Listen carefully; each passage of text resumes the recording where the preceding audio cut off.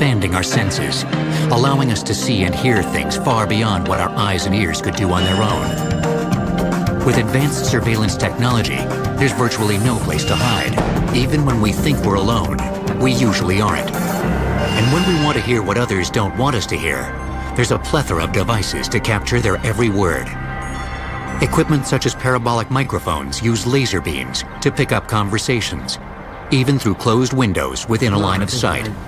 The parabolic microphone gives us the ability to listen in on conversations from a long distance. That's probably the best way to do it. I agree. And that works basically similar to how a magnifying glass works. You take a magnifying glass, you hold it in the sun, it focuses the light on a particular place. Well, this is what you do essentially with a parabolic microphone. It gathers sound, focuses it with a large round dish into a certain place, and then that place receives the information with the microphone, amplifies it, and gives you the information you want from a huge distance. With a parabolic microphone, the window acts as a microphone. The laser beam latches onto the window's vibrations. When the beam bounces back to the receiver, it carries the vibrations with it, delivering the audible sound inside the room. Although parabolic microphones are very effective, sound conditions also play a big part in audio surveillance. One technique, called inverse phasing, cancels out unwanted noise from recordings. Actually, you see a lot of that today, which is you have the noise-canceling headphones. We actually look at your headphones. There's actually a small little microphone, little perforated holes that are actually picking up the signal from the outside, using that to make an inverse signal on the inside of the headphones to cancel out that signal inside the headphone. An inverse signal is information that is transmitted by means of a modulated current and acts to cancel out another modulated current. In other words, as one piece of audio information is being sent, a second one is created to eliminate it. With headphones, the outside noise creates the inverse signal. They put those on an airplane, and what it does is it tries to listen to the noise on the outside of the airplane. It tries to then create a signal on the inside of the headphone that actually will cancel the noise that it hears on the outside of the headphone. Inverse phasing is used in audio surveillance when someone is trying to secretly record a conversation in a location that might have a lot of competing sound. Let's say you're in a hotel room and you want to actually get rid of all those signals you don't want to hear. If you actually then know that they're going to play TV channel 4 and you have that signal, then what you can do is cancel out the signal of the TV that they picked up on the microphone, and hopefully what would be left would be just the voices of the bad guys. Right. Over 14. Right. We meet Frank. Frank takes the package. Right. Cell phones are another tool used for audio surveillance. Although digital cell phones are far more secure than older analog phones, most people would be surprised to discover that using some cell phones can almost be like carrying on a conversation in a room full of listeners.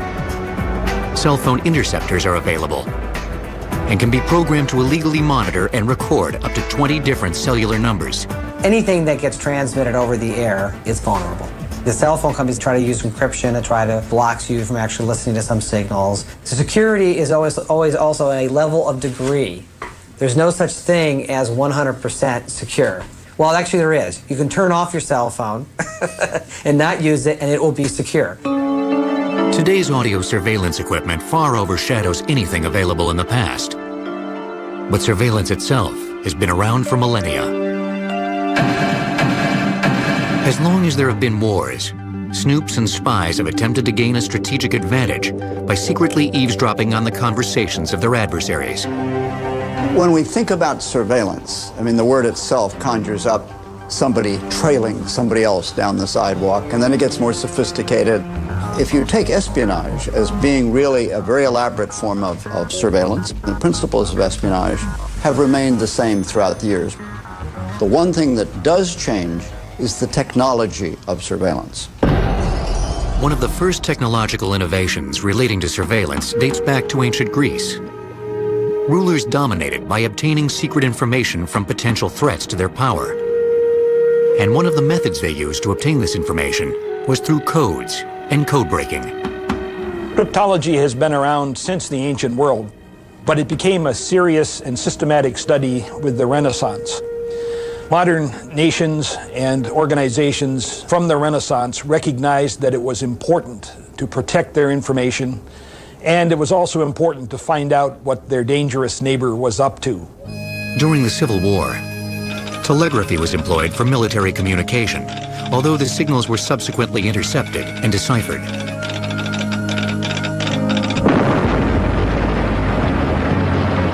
In World War I, information transmitted through a sound current, also known as signals intelligence, attained a much greater importance than in any prior war.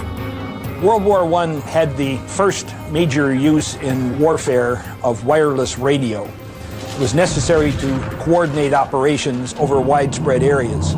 But of course, radio is easy to intercept, so all sides got the recognition that it was necessary to use sophisticated code or cipher systems to protect their radio communications. They also realized the importance of trying to solve the encrypted messages of the other side. As each side attempted to decipher the secrets of their enemies, ciphers got more complex and sophisticated. The genius of the German World War II Enigma machine was that it uniquely transposed every letter that was encrypted. The ability to solve German messages enciphered on the Enigma machine and on some other more sophisticated cipher devices was crucial to the battles of World War II. It enabled the Allies to understand where the enemy was, how the enemy was armed, and the most critical and hardest intelligence to get, what the enemy intended to do.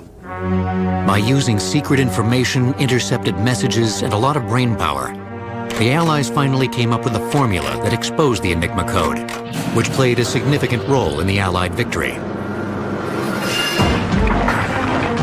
Surveillance also played a pivotal role in the Cold War, when mistrust and suspicion between the US and the Soviet Union were at a high point.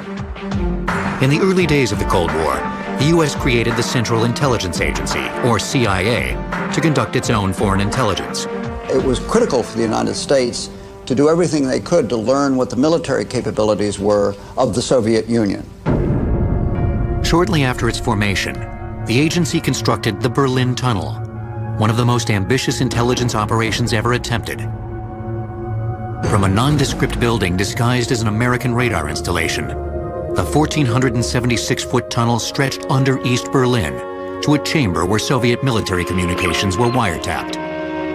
There was a telephone junction not too far from where the Allies were, where a lot of military traffic flowed.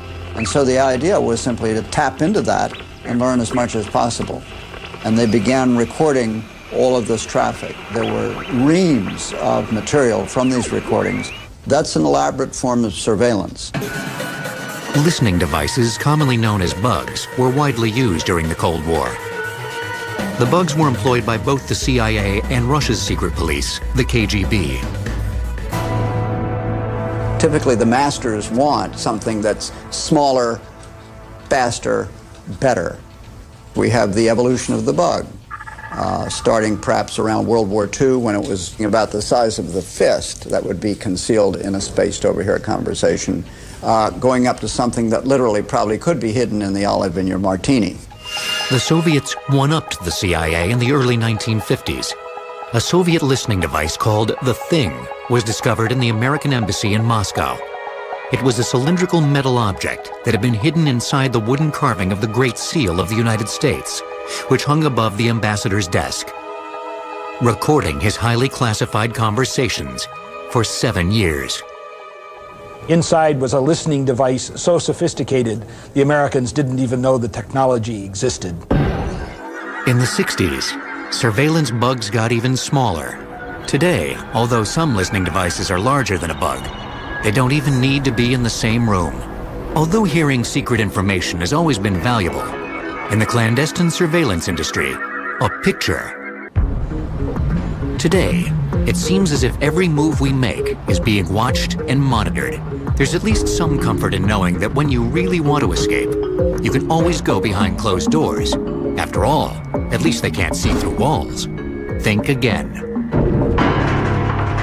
In use by military and law enforcement, Radar Vision is a handheld surveillance tool that provides critical real-time intelligence to users.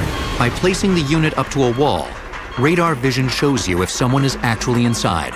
It's an effective surveillance tool in that it gives you real-time information intelligence where you're there on the scene that you can respond to and apply to immediately, which is critical in a high-risk situation such as a hostage situation or a barricaded type situation. The lightweight device works by sending millions of ultra-wideband pulses per second, creating a signal that can penetrate most common building materials. The moving target shows on the display as an orange glob that moves as the target moves. The glob may change intensity, size, and shape, but it accurately shows the target's position. If a subject's in a room and he's trying to hide from us, which is normal for a suspect to do, is crouch down, hide, be very quiet, the radar vision will still pick up the motion of his breathing. Radar vision's #1 strength would be the safety that it provides officers. Anytime that you have a piece of equipment that can do the work for you, where you don't have to expose officers to high-risk situations, it's going to save lives in the long run. The ability to see through walls may be a state-of-the-art surveillance tool, but when it comes to seeing things others don't want you to see, devices haven't always been so high-tech. With the development of the lens and of binoculars and telescopes, then people are able to surveil or observe from a distance, and it made it easier and easier for them to be concealed. Since its invention in the 19th century, photography has played an increasingly important role in intelligence work. In the United States, one of its first uses as a surveillance tool was during the Civil War. Photos taken from hot air balloons were used to provide some of the earliest aerial reconnaissance.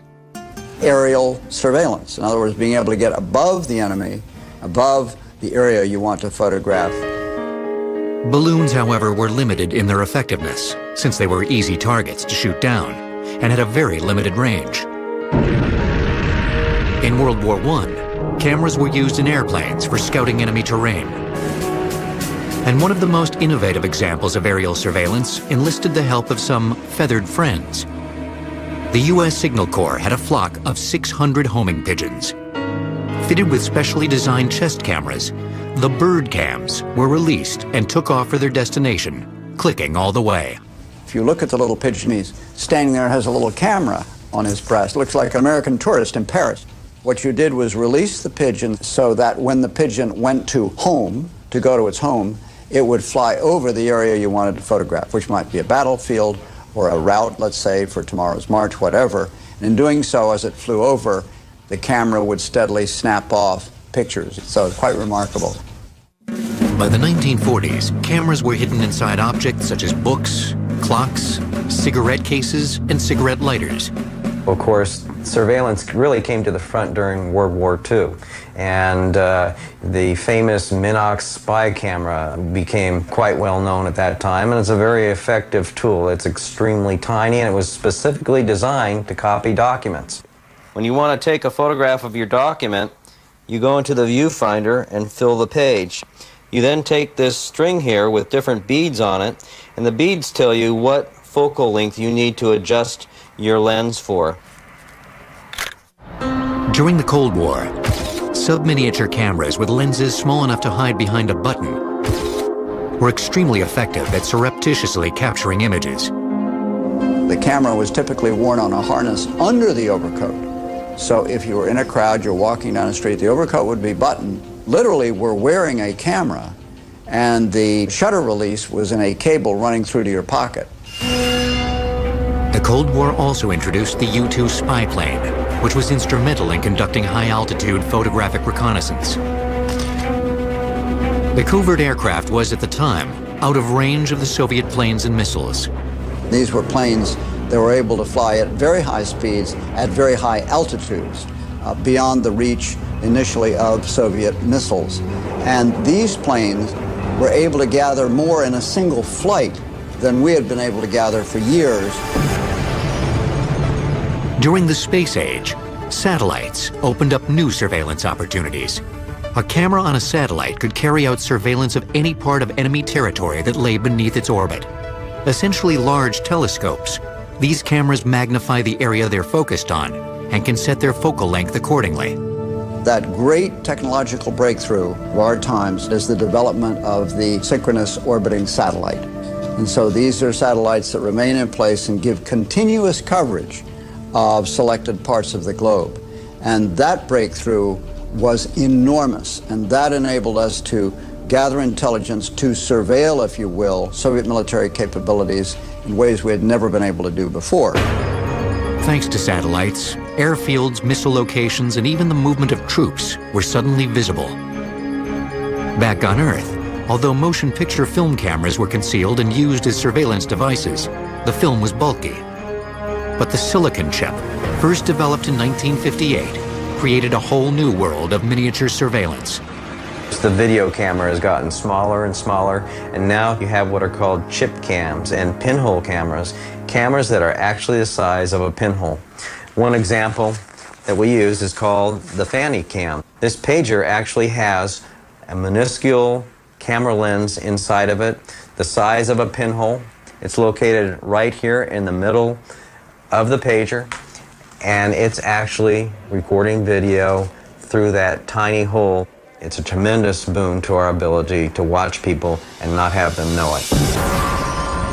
Night vision is a surveillance innovation that was first used in the military and is now available to both professionals and consumers. Night vision takes the scantest information that you see in the dark. The technology enhances the electrons that are actually an element of the picture. It's a tremendous boon, the ability to take surveillance video in the dead of night and not have someone know that you're conducting surveillance on them. This is often useful in domestic cases where a lot of the cheating that goes on occurs under the cover of darkness, and you can use that technology to enhance it. The military is pushing video surveillance technology further with uninhabited aerial vehicles, or UAVs.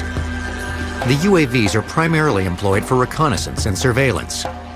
UAVs such as the Predator have the ability to travel thousands of miles to a target and obtain continuous images in real time using wireless technology or satellites.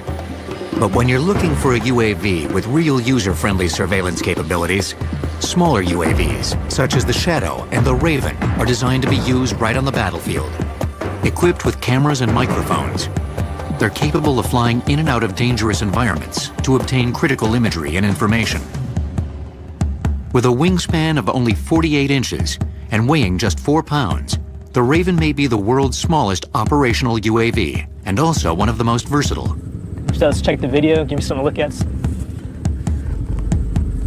Front view is clear, side view is clear.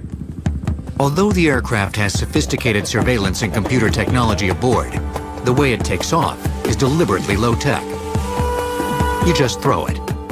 Basically, it's a football or baseball style throw, and we've made it a very simplistic system that the soldier can use, and that's important because you're going to be using day, night ops, any type of weather, and in a combat scenario. So we need to make it as simple as possible and as effective as possible. The Raven can fly as far out as 10 miles. By design, it was created with several automated functions to enable the soldier to focus primarily on the surveillance data received during the mission.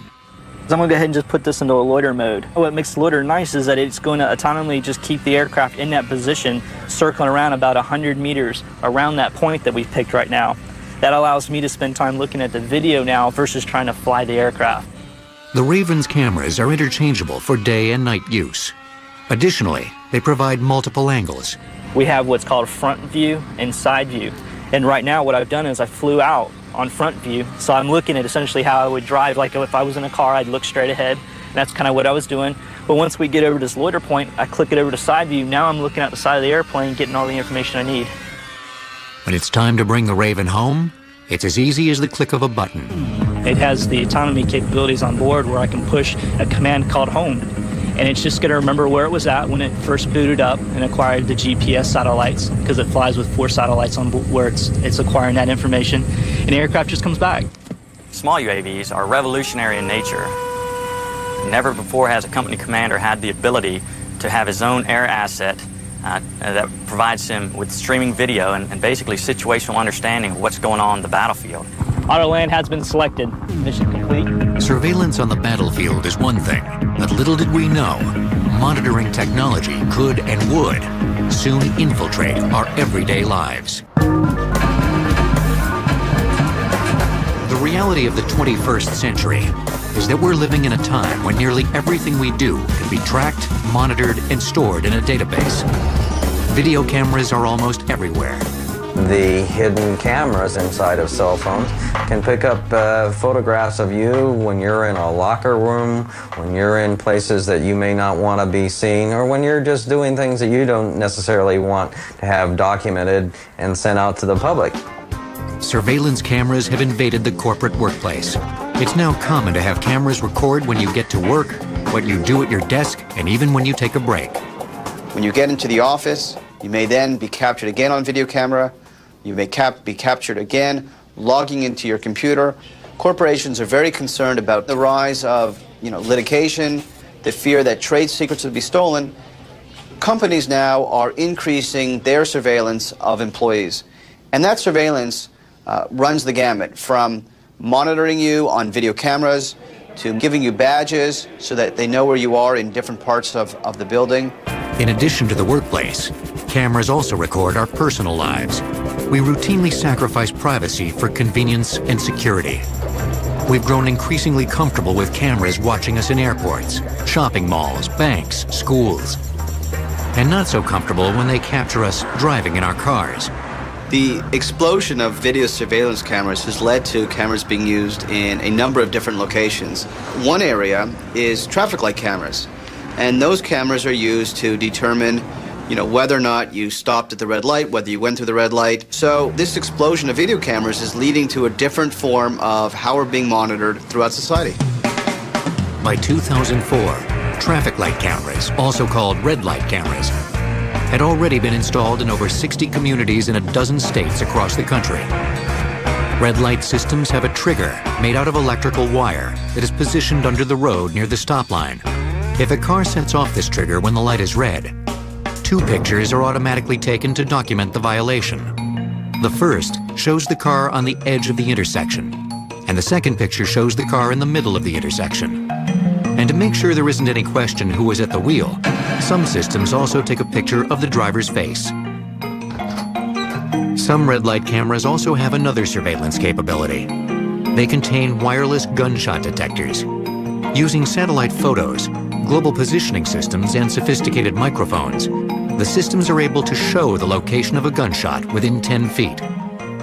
So this is one of the sort of the heart of the system. The sound is received by the microphone. The electronics decides, is it a gunshot or is it something else? If it's a gunshot, it turns on the little radio transmitter for a very short coded burst.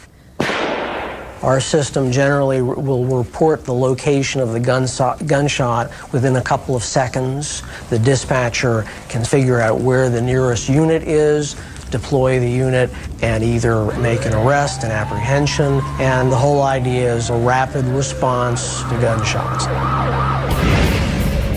Blimps aren't usually thought of as high-tech surveillance systems. Upon closer inspection, however, modern surveillance airships are sophisticated command centers in the sky, housing a suite of various cameras and observation tools that can zoom in close enough to read a newspaper over someone's shoulder. I'll tell you what, when you're thinking high-tech, the first thing that pops into your head is not an airship. But the fact of the matter is today's airships are a marriage of high-tech and low-tech. A lot of the basic principles of airships from day one haven't changed at all. It's a bag full of helium. There's a pressurization system of some type, and that hasn't changed since day one. On the other hand, if you get into the surveillance end of it, you would actually have a multi-sensor gyro-stabilized platform where you'd have day TV, night vision. The sky's literally the limit. When it comes to surveillance, airships have several unique advantages. That the airships have an unrefueled endurance that is unequaled by any other type of aircraft in the world. We can stay low, slow, and quiet, and we can be there for up to 15 hours unrefueled. The number one ingredient to successful security and surveillance is persistent aerial surveillance, and the airship is the best aircraft for that kind of mission. According to the U.S. Office of Homeland Security, having a floating eye in the sky could prove to be a major deterrent in the war on terror. If the bad guys know somebody's watching them, they're not so likely to try to get away with something because they know they're going to get caught. If we can spot them before they activate their plan, that's a wonderful thing. If cameras have allowed us to see more with greater clarity and definition, technology has also opened up entirely new ways for us to be tracked and monitored, giving each of us our own digital shadow. With computers home to the data of billions of bank accounts, credit card accounts, and hundreds of millions of medical claims, mortgages, and retirement funds, there exists an enormous amount of available data on each of us. Users are greatly empowered by computer technology, yet they are also more vulnerable to surveillance and manipulation.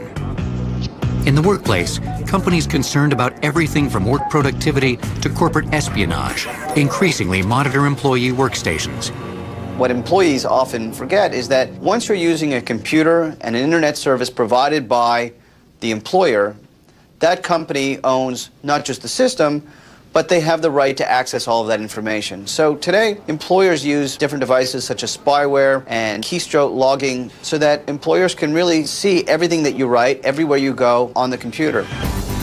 Beyond the corporate world, spyware in the hands of a hacker can present serious surveillance consequences. Gregory Evans, a former computer hacker, now runs a business to help educate others about the dangers of illegal computer surveillance. Spyware is nothing but surveillance software. You might be thinking, well, no one has access to my computer. You can receive this file or this spyware as a file in email, and you'll never know. Everything that you do on your computer, from the time you turn your computer on, you log on to it, it's recording. Every screenshot, every keystroke that you do, all your emails. Once you've infected the target computer with spyware, you can use a setup menu to specify the areas of interest to find and record. What are you looking for? With spy software, you can type in keywords, like if a person uses the word bomb, Al-Qaeda, drugs, it will automatically start recording. You can even tell the program to send you particular chat sessions. So, if a person's in instant messaging, hi honey, I'd like to see you later on when your wife's not around. Or, listen, my boss is going out of town. I'm going to send you over those reports and make the copies of all the files. Please have my money ready later. And these are actual real scenarios that I'm giving you here. Once the preferences have been activated, the data starts flowing immediately. What we're looking at here is the desktop of my computer. It's recording everything. Wednesday, August 8th, 4:56 p.m. and 28 seconds. I was at this website. So it's showing me everywhere that particular person it went to. We can go to keystrokes. What keystrokes did I type in? I'm going to send an email. Once you've illegally attached spyware to someone's computer, every email they send out will send a copy directly to you. And they'll never know. Subject, this is a demo for the History Channel. Smiley face. Send. Now, my message has been sent. Let's go over here to email. There we go. This is a demo for the History Channel. This is how information is stolen. No more hacking. I didn't have to hack my way into the computer. I can sit back and have all the information brought directly to me. And if an illegal user of spyware has someone's information, he can hide it very effectively. You never know when the FBI is going to kick in my door and come in to check it out. I can save this information to an external drive. Here, I have an ordinary writing pen. Take the top off, I have a thumb drive. I plug this thumb drive into my computer. There. Now, I can save all that information externally. The watch, designer watch that I'm wearing, is really a hard drive, even though it tells time. I can plug a USB cable right into this watch and save 250 megabytes worth of information. I can literally walk around town, around the country, fly, steal information from one corporation, get on the plane with no baggage, no laptop, fly to a different country, to your competitor, walk in there and sell them all your information. that I saved right here. This is the new warfare. It's not the Bradley tank. It's not the new M16. What it is a laptop with a satellite cell phone in the middle of the desert and some spy software. It's not just spyware that can access someone's information. Although used for convenience and safety, credit, banking, and other personal ID cards all function as tracking devices.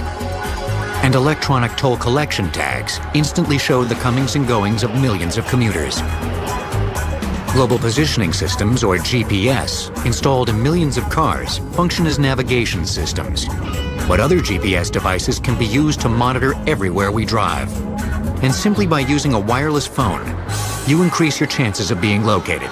The newer models of cell phones contain GPS devices that at all times allow the nature of the phone call to be tracked to the location of where that person is making the phone call from. There's been a lot of work going on to understand how do you actually now locate signals coming from your cell phone to know that if you dial E911, electronic 911, that you would actually know where these people are and be able to send an ambulance, fire trucks, or whatever to that location. Although being able to locate someone in an emergency is a definite benefit, the potential downside is that an individual's whereabouts can be continually tracked. They're trying to give you switches on your cell phone to turn off that capability or not. So somebody can find you if you're in trouble, but in the same respects, it's lessening your security because it's allowing somebody else to find you. So it's a degree. Another form of digital surveillance technology is radio frequency identification, or RFID. RFID chips are small as grains of rice and are poised to replace barcodes on packaged goods. They're tiny, they're cheap. Every product you buy will have them attached. You're going to be able to simply make your selections at the supermarket, wheel your cart directly out while grabbing the receipt that's been billed automatically to your bank account on your way out. No more checkout. The advantages are going to be huge. So are the surveillance implications. These inexpensive microchips hold over 30 times more information than barcodes. The danger comes from other people being able to tap into your private information. And as the technology improves, it's almost certain that it will become easier to read or scan the information. Which means if your clothing contains RFID transponders, people could find them. And you. How do you turn off the tag? So the question is there ways of actually destructively altering the tag or some way, shape, or form electronically so therefore it's not operational once it does the job it needs to do? A controversial innovation using RFID technology for surveillance is implants. VeriChip is the world's first implantable microchip for human beings. The history of the chip really goes back about 15 years in the animal world. We've been using this product with companion pets, dogs and cats, and also in livestock. I got chipped on May 9th, 2002, and I can tell you that the procedure is very simple. The chip itself lies dormant underneath the skin. Again, it's about the size of a grain of rice, about 11 millimeters long by less than a millimeter wide. There's no energy source whatsoever, and the only way that energy is provided to the chip, or the chip is awakened, is when an external scanner is waved within a 2-foot radius of where the chip actually is implanted. If I wave it over my arm, you'll see that it pulls up an identification number. That is my identification number.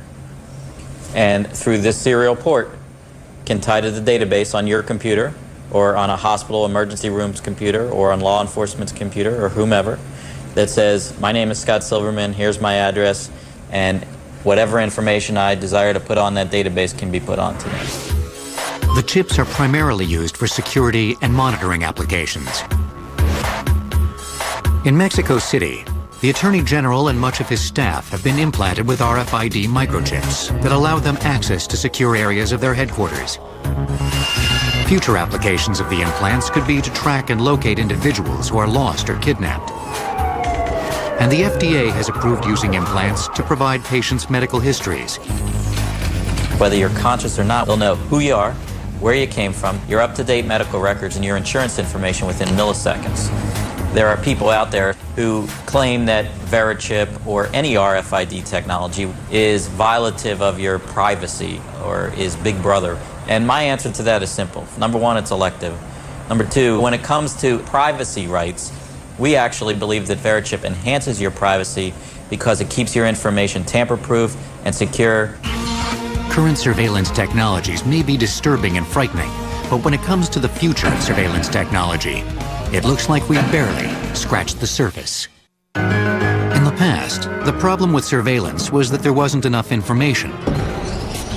Today, users are often inundated with too much. VizRT manages huge amounts of data and presents it in a way that provides greater situational awareness. It's all about organizing the data, with the ability to tie in 3D models, live video from surveillance cameras, and other surveillance information. Users can immediately and effectively manage any large event or emergency situation. We provide tools that allows users to take in a wide variety of sources, transform them into a single interactive three-dimensional image, and make faster, better decisions. If we model a computer-generated image based on the visual context that the users are familiar with, could be the city, and project information on that, what we found is that they understand incoming information better and faster. The user not only can absorb the information, but the technology allows the system to be interactive. But rather than being aware that they're working with the environment, they become part of the environment, and this is where the virtual reality comes into play. The idea is to provide a system so that they can immediately understand what is the context, how to act upon it, and in a click of a button communicate that information to other users. In another emerging surveillance technology, experts believe that soon a vast array of intelligent cameras, or smart sensors, will be equipped with biometric face recognition software and connected to network databases that will instantly link us to personal information. The future is that these sensors get smarter. And so they help us so that 1 or 2 or 3 individuals can have available to them the type of information that they need to identify when problems are getting ready to happen well before we have a problem. We've all seen pictures from convenience stores and banks that say, you know, if you've seen this individual who robbed this bank, please call in, and it could be anybody. Okay, so what this sensor does is it detects your head and shoulders as you move through the scene, automatically zooms in and takes a series of high-resolution photographs of your face and shoulders as you go by.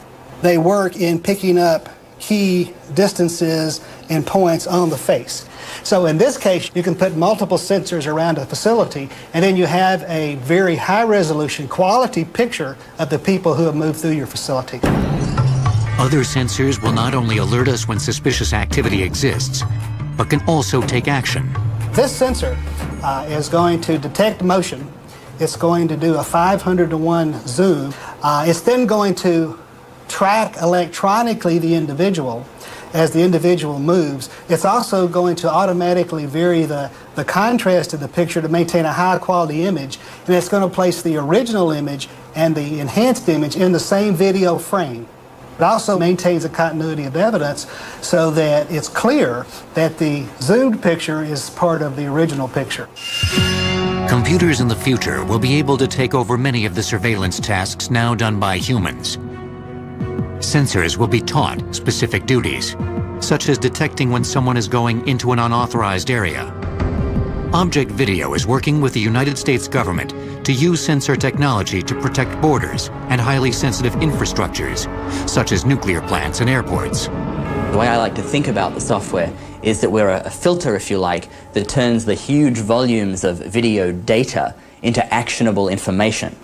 In this particular scenario, Object Video View is being used to protect Reagan National Airport here in the Washington, D.C. area. The airport is built next to the Potomac River, and the Potomac is a public waterway. People are allowed to be riding boats up and down there. But the private property that is the airport is absolutely secure. The software uses a setup menu to choose specific rules for the sensors to follow. I want to create a virtual perimeter, so I'm going to use the tripwire tool. So there's my virtual fence line, if you like. I can specify which direction I care about people moving in, so I care about people moving from right to left. So that's the airport perimeter. What I've been able to do is turn effectively my security policy into a rule that the computer can operate against. A person crossing the perimeter from right to left. Once the rules have been set, the user can specify what action should be taken if a breach occurs. This could include alerting law enforcement, automatically securing parts of a building, or emailing individuals anywhere in the world. What we're seeing here is a clip of Reagan National Airport. There's a person wandering along the beach. He's not going to trip the rule as he walks from left to right, because that's not what we asked for. We were very specific. We also don't fire off an alarm when a plane goes past or when an operations vehicle goes past, just the person. So as the person turns around, comes up from the Potomac towards the tarmac, crosses that line, and there's the alarm. Of course, new surveillance technology won't stop there. Most agree that in the future, equipment will get faster, smaller, and less expensive. The end result will be more information and monitoring capability available to everyone. When you're walking down the street, you're going to be wearing sunglasses, and on the inner side of the sunglasses, the little camera on the corner is going to scan people's faces, look them up, and put captions underneath the people walking by. At the very minimum, their name, maybe a couple of lines about that they've said about themselves on the internet, or maybe dissenting opinions by their ex-spouses. Cyber tools will potentially turn any object and street corner into a node of the wireless web. And cameras will be as prevalent and inexpensive as paper. Imagine when our children are able to buy a roll of stickers like they can at the store today, only these stickers are peel off, stick on penny cameras. They cost a penny each, and they're digital cameras. You can stick them on any lamppost, and they have their own internet address, and they're automatically on the internet from the minute they're peeled off. There is absolutely nothing, scientific, technological, or engineering, to prevent this from coming true within 5-7 years. What are we going to do when our children have these? Adapt and hope that we raise them at least somewhat well to have pity on us. As the technology becomes more powerful, we actually have more of a responsibility to use the technology in a meaningful and useful fashion. Now we're getting lenses that will be able to take you anywhere in the world. The upside wonders are spectacular. And yes, it's extremely dangerous. So what else is new? So we're able to gather an astonishing amount of detailed information on virtually anyone in the world. And in the future, we'll gather even more. Who uses this information, and more importantly, how they use it, will have a profound effect on our safety, our privacy, and perhaps our very existence.